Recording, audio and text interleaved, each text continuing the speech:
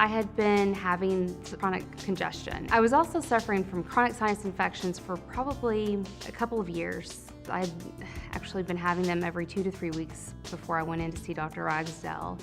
I found myself seeing an urgent care physician on a regular basis.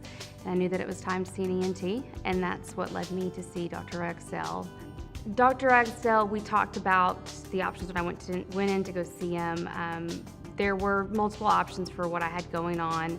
One was to do nothing. The second was this balloon sinuplasty, and then the alternative would be a traditional sinuplasty, which I wasn't going to do. So I was interested in the balloon procedure as an alternative.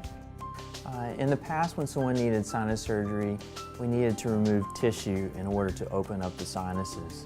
And sometimes this is still required if patients have polyps or a lot of diseased tissue, but for many patients, we can open up the sinuses without removing tissue, and this is done with a small catheter. It's advanced into the sinuses. There's a light which will actually glow within the sinus, and then we can expand that opening with a balloon. We irrigate the sinus, and then we remove the balloon. Interestingly enough, my mom had a traditional sinuplasty just a few months ago, and my husband has actually had the procedure twice. And the recovery is pretty intense.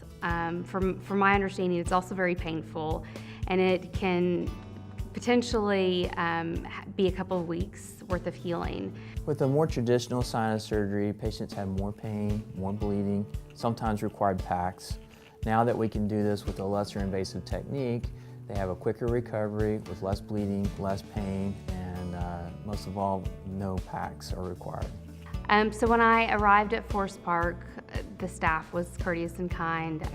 The nurses were great. The facility was fantastic. I felt like I was at a hotel.